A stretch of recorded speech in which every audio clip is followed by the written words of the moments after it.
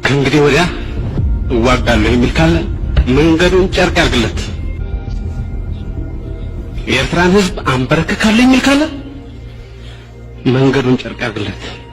ኤርትራ ከኢትዮጵያ ስትገነጠል ከሁሉም በፊት ለቀጠናው ዘላቂ ሰላም እንደዚሁም ለሁለቱም ሀገራት የተረጋጋ ዋስትና ሊሰጥ ይገባል በሚል የኢትዮጵያ የባህር በር መውጫ ጉዳይ መፍትሄ ማግኘት አለበት በማለት አብዝተው የተከራከሩ ነበሩ። ሆኖም በጊዜው የነበሩት የህወሓትና የኤርትራ ባለስልጣናት ይህ እንዲሆን አልፈቀዱም። ኤርትራ ከኢትዮጵያ የተገነጠለችው በህዝበ ውሳኔ ወይም በሪፈረንደም ነው።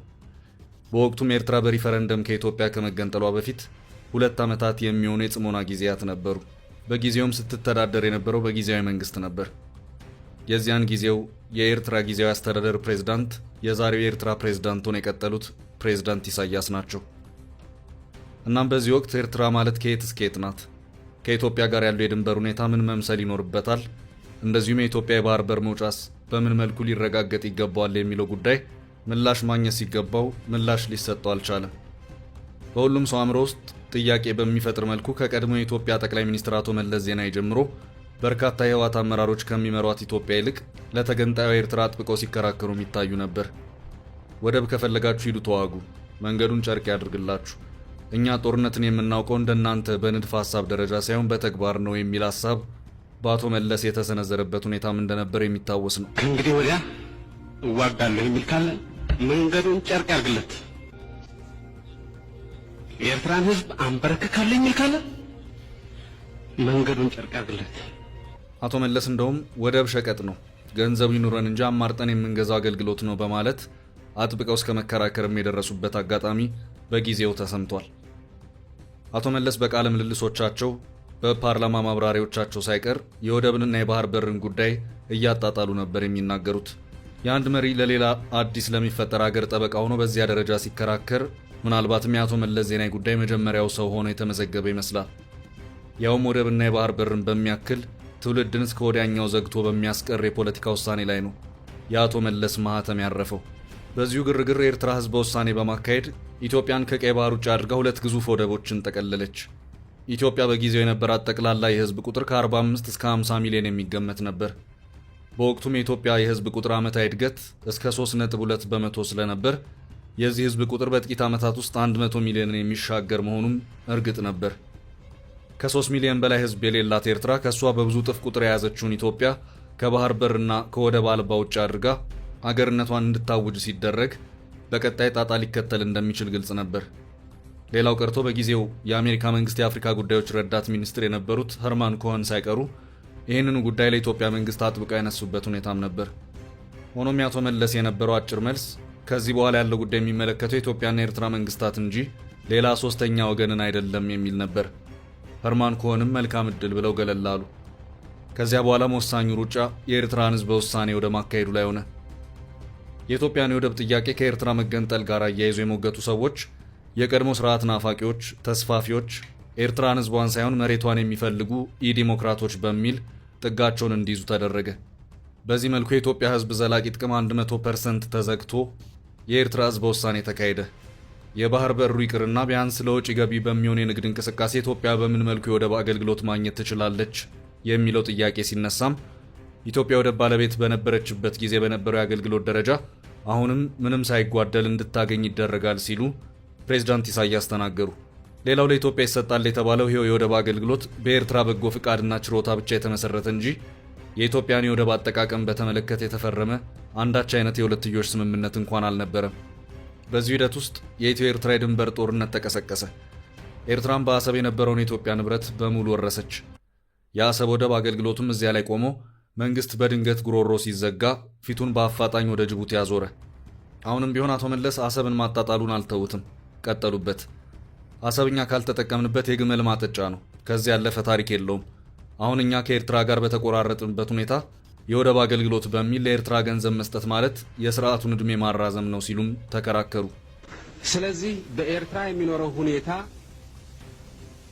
ለዘለቄታው የሚመች እየሆነ እስኪሄድ ድረስ ይህን ጥያቄ በእንጥልጥል ብናቆየው ይሻለናል ነው ያለው። ለመተንፈስ የሚያስችለው ጊዜና አየር በሚጠይቅበት ሁኔታ ያ ስርዓት ለመተንፈስ የሚረዳው ብር በአሰብ በኩል መላክ አይጠቅመንም የሚል አቋም በመያዝ ነው ይህን ጥያቄ እስካሁን ድረስ ያላነሳነው።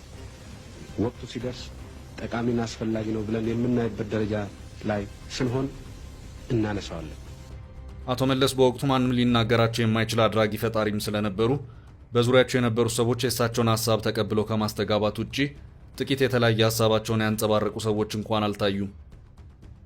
ከኢትዮጵያ ወደብ አልባ መሆን ጀምሮ እስከ ኢትዮ ኤርትራ ጦርነት ድረስ የነበረውን ሁኔታ የተመለከቱ አንዳንድ የህወሓት አመራሮች ኤርትራ በጦርነቱ ስትሸነፍ ሁለት ሀሳቦችን አቅርበው ነበር።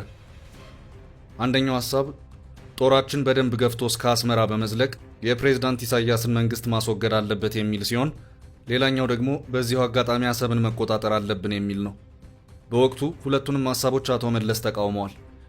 እስከ አስመራ ቅርብ ርቀት አዲቀይና ሰናፍ የተባሉት የኤርትራ ግዛቶች ድረስ በጥልቀት የገባውን የኢትዮጵያ ጦር እንዲመለስ አድርገዋል። በአሰብ በኩል ቡሬ በተባለው አቅጣጫ የነበረው የኢትዮጵያ ጦር ፈጽሞ ከቀጠናው መንቀሳቀስ የለበትም ሲሉም አቶ መለስ ቀጭን ትዕዛዝ አወረዱ። እናም የቡሬውም ጦር ቆመ። በአስመራ ደቡባዊ አቅጣጫ የነበረውም የኢትዮጵያ ጦር በአፋጣኝ በገባበት እግሩ እንዲመለስ ተደረገ። በጊዜው ኤርትራ በደረሰባት ከባድ ወታደራዊ ምት የሰራዊት መፍረስ አደጋ ገጥሟት ስለነበር የሰራዊቱ ሽሽት መቆሚያ አልነበረው። ፕሬዝዳንት ኢሳያስም ወደ ድርድር በመግባት የአልጀርሱን ስምምነት እስከ መፈረም የደረሱት ጦራቸው መፍረክረኩን ስለተመለከቱ ነበር። ግን ደግሞ እነ አቶ መለስ እዚሁም ጋር መልሰው በአልጀርሱ ስምምነት ኤርትራ ስለ ወደብ ማሰብ ይቅርና ባድሜ ሳይቀር በዓለም አቀፍ ፍርድ ቤት ተላልፎ እንዲሰጣት አደረጉ። የሰውየው ሁኔታ ፈጽሞ ግራ የሚያጋባም ነበር። በ10 ሺዎች የሚቆጠሩ ኢትዮጵያውያን በድንበሩ ጦርነት ያለቁት ኤርትራ ባድሜን በመውረሯ ነበር። ግን ደግሞ በመጨረሻ ጉዳዩን ወደ ሕግ ወስደው ኤርትራ በሕግ ተደግፋ የባድሜ ባለቤት እንድትሆን ያደረጉት ደግሞ የኢትዮጵያ መሪ የነበሩት አቶ መለስ ነበሩ። ፍርዱ ዘሄግ ላይ ከተሰጠ በኋላም አቶ መለስ የለም ከባድሜ አንወጣም የሚል የፖለቲካ አቋም እንዲያዝ አደረጉ። ኤርትራ በአንጻሩ ባድሜ በዓለም አቀፉ ፍርድ ቤት ተፈርዶልኛል፣ ግዛቴን ልቀቁ በሚል ወጥራ ያዘች። የአቶ መለስ መንግስት ለዚሁ የፍርድ ቤት ውሳኔ ምላሽ ከመስጠት ይልቅ ሰሜን እዝ በሚል የሚጠራ አንድ እዝ ተቋቁሞ ይህ ሰራዊት በቋሚነት በኢትዮ ኤርትራ ድንበር እንዲሰፍር ማድረግ ነበር። እናም በሜካናይዝድ የታገዘ ከ30 ሺህ በላይ ጦር ባድሜን ጨምሮ በኢትዮ ኤርትራ ድንበር አካባቢ እንዲሰፍር ተደረገ። በመጨረሻ አቶ መለስ ከዚህ ዓለም በሞት ተለዩ። በኢትዮጵያ ውስጥ ሌላ የፖለቲካ ለውጥ ተከሰተ። የቀድሞ ገዢ ኢህአዴግ የአልጀርሱን ስምምነት ተገብራለሁ ሲል አስታወቀ። የ20 ዓመት የኢትዮ ኤርትራ የፖለቲካ ኩርፊያ ማብቂያውም እውን ይሆናል ተባለ። ኢሳያስም አስመራ ላይ ሆነው ፈነደቁ። ጠቅላይ ሚኒስትር አብይ አህመድም የጠቅላይ ሚኒስትርነቱን ቦታ ተረከቡ። ለፕሬዝዳንት ኢሳያስም አፋጣኝ የሰላም ጥሪን አቀረቡ። በጊዜው የኢህአዴግ አስኳል የነበረው ህወሓት ከመሃል ሀገር የፖለቲካ ቁጥጥሩና አድራጊ ፈጣሪነቱ ተገፍትሮ ጥጉን የያዘበት ሁኔታ ነበር። በዚህ መሃል ጠቅላይ ሚኒስትሩ ወደ አስመራ ጉዞ አደረጉ።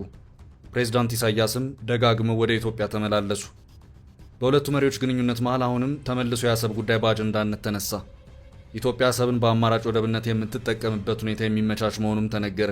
ጠቅላይ ሚኒስትር አብይ አህመድም ፕሬዝዳንት ኢሳያስ ባሉበት የሚሊኒየም አዳራሽ ዝግጅት ላይ አሰብን ጉዳይ አነሱ። ነገሮች በዚህ መልኩ ቀጠሉ። ህወሓት የሁለቱን መሪዎች ግንኙነት በጥንቃቄና በጥርጣሬ ማየት ጀመረ። በትግራይ ጦርነቱ ዝግጅት ተጧጧፈ። በአዲስ አበባና መቀሌ መካከልም የቃላት ጦርነቱ ተጧጧፈ። እናም ወደብ የሚባለው ፋይል ተዘግቶ የጦርነት ድባቡ ነገሰ። ተከፍቶ የነበሩ የኢትዮ ኤርትራ ድንበሮች በሙሉ ተዘጉ። እናም ጦርነቱ ፈነዳ። ኤርትራም የዚሁ ጦርነት አካል ሆነች። በህወሓት ዘመነ መንግስት ባድሜን ሲጠብቅ የነበረው የሰሜን ዕዝም የህወሓት ጥቃት ሰለባ ሆነ። በመጨረሻም ባድሜ ተመልሳ በኤርትራ መንግስት እጅ ገባች። የኤርትራ መንግስት በዚሁ አጋጣሚ ሌሎች ተጨማሪ የትግራይ ግዛቶችንም አስፋፍቶ ያዘ። ህወሓት ጦርነቱን ተሸነፈ። የፕሪቶሪያውንም ስምምነት ፈረመ። በዚሁ የፕሪቶሪያው ስምምነት ደስተኛ ያልሆነም የኤርትራ መንግስት ከኢትዮጵያ መንግስት ጋር የነበረውን ግንኙነት አቋረጠ። ጠቅላይ ሚኒስትር አብይ አህመድ ስለ ቀይ ባህርና ስለ ባህር በር መውጫ በአንድ ወቅት የሰጡት ማብራሪያ የኤርትራ ባለስልጣናትን ጆሮ አቆመ። የሁለቱ መንግስታት ግንኙነት የሻከረ መሆኑም ለአደባባይ በቃው ከዚህ በኋላ ነበር።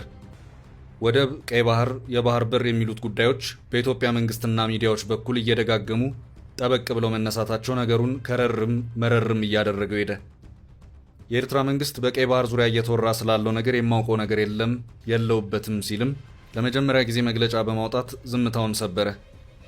የአሜሪካ ኮንግረስ በነበረውም ስብሰባ የአፍሪካ ጉዳዮችን ሲመለከት የወቅቱን የቀይ ባህር ትኩሳት ጉዳይን ጭምር በማንሳት ተረጋጉ፣ ቀጠናውን እንዳትበጠብጡ ሲልም መልእክቱን አስተላለፈ። በዚህ መሃል ነበር ኢትዮጵያና ሶማሌላንድ ኢትዮጵያ የባህር በር መውጫ በምታገኝበት ሁኔታ ላይ የመግባቢያ ስምምነት ፈረሙ የሚለው መረጃ የተለቀቀው። በወቅቱም ሶማሊያ ምን ሲደረግ አለች? ሶማሊላንድ የሉዓላዊ ግዛት አንድ አካል ናት። የትኛውም መንግስት ድንበርና ግዛትን በተመለከተ ከአፈንጋጯ ሶማሊላንድ ጋር ስምምነት መፈራረም አይችልም ስትል የከረረ አቋሟን አስታወቀች። ነገሮች ከኢትዮ ኤርትራ ፍጥጫ ወደ ኢትዮ ሶማሊያ ዞሩ። በመሃል ግብፅ ከሰሜን አፍሪካ ተስፈንጥራ ወደ አፍሪካው ቀንድ ገባች። ከሶማሊያ ጎን ቆመች።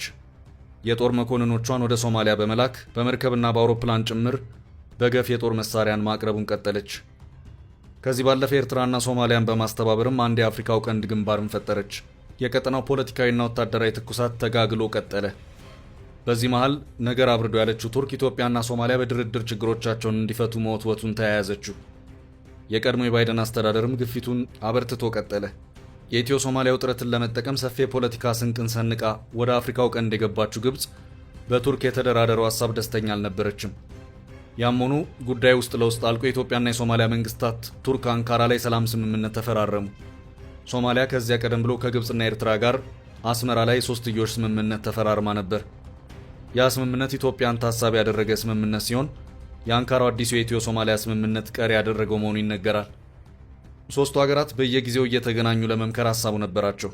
አስመራና ካይሮ ላይ ሲመከር የነበረችው ሶማሊያ በድጋሚ አስመራ ምክር ላይ ቀርታለች።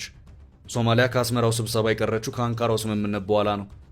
ከዚያ በኋላ እንደውም ግንኙነቱ የበለጠ ደርቶ ጠቅላይ ሚኒስትር አብይ አህመድ ሞቃዲሾ በመሄድ ጉብኝት እስከ ማድረግም ደርሰዋል። ሞቃዲሾ በሌለችበት ሁለቱ ብቻቸውን አስመራ ላይ መከሩት። ግብፅና ኤርትራ ከቀይ ባህር አዋሳኝ ሀገራት ውጪ ማንም ሀገር የቀይ ባህር መውጫ ባለቤትነትን ማግኘት አይገባውም ሲሉ መግለጫ አስነግረዋል። በሌላ አነጋገር ኢትዮጵያን መናገር መሆኑ ግልጽ ነው። እስካሁን ባለበት ሁኔታ የነገሮቹ ሂደት ያለበት ደረጃ እዚህ ጋር ነው። አበቃን።